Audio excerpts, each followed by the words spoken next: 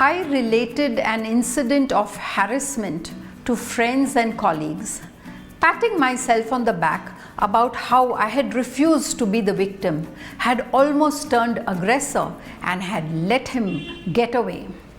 In my eyes, I was a hero. But was I?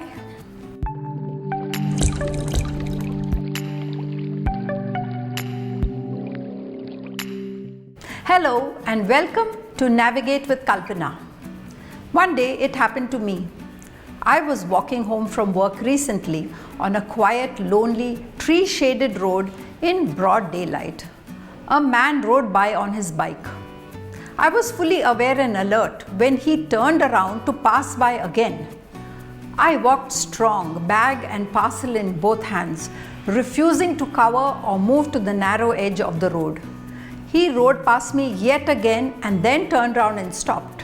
He was across the road from me. As I walked past him, he started to masturbate.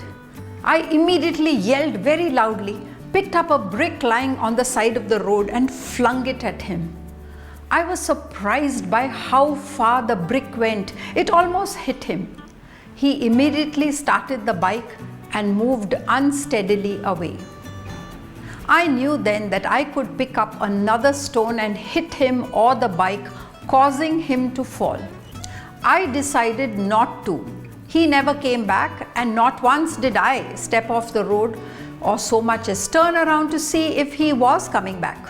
A watchman further down the road ran out to see what was going on, which was when I realized that I had yelled out really loud. As I continued to walk home, I realized how hard my heart was beating, how hot I was, and that my throat was sore. I had never felt my arms so strong or my throat so powerful. I related this incident to friends and colleagues, patting myself on the back about how I had refused to be the victim, had almost turned aggressor, and could have caused the offender to fall off his bike, but had let him go. In my eyes, I was a hero. That was a few weeks ago.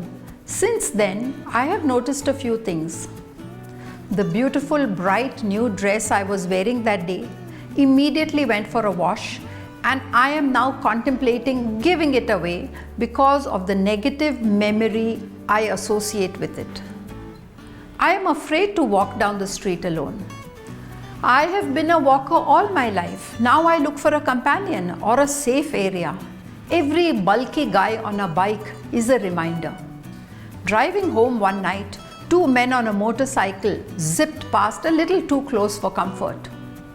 A simple auto ride is not just that anymore. When the doorbell rings, I hesitate to open the door. As I write this, I notice a dull ache in my lower back. All these physical symptoms are a residual effect of the incident. It has impacted my being to the core in small, subtle ways. I hope that sitting down to write and talk about it will be therapeutic. I hope that when I am done and share this with others, these minor symptoms too will disappear and I will be strong again. For generations, women have been told to pretend it did not happen. Forget it, leave it behind, walk away.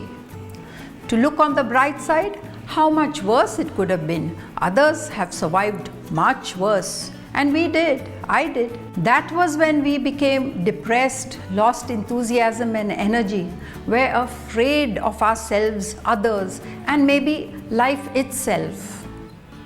Or became loud, aggressive, one-sided, very vocal and offensive.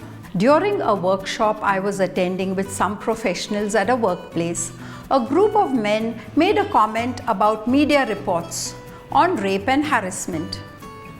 If a tree falls in a forest and no one heard it, did the tree fall? They felt that too much coverage is given to these issues as if they had not always been happening. The suggestion was that somehow it was the fault of the media to be reporting these incidents so regularly and repeatedly.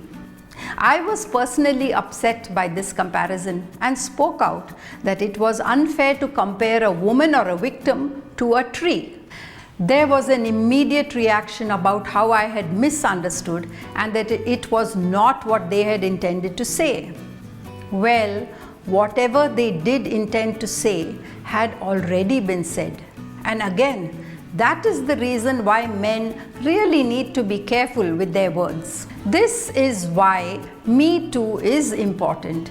It helps us unburden deep, dark, dirty incidents that make us feel weak, depressed, and unworthy.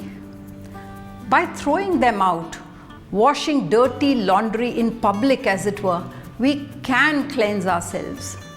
This is a wake-up call to me and my theories. As much as I may like to intellectualize what happened and how these power dynamics play out, the feelings are raw, real, and traumatic. It makes me realize that many such events would have taken place in my life, and I have just ignored them, or whitewashed them, or simply decided to forget them.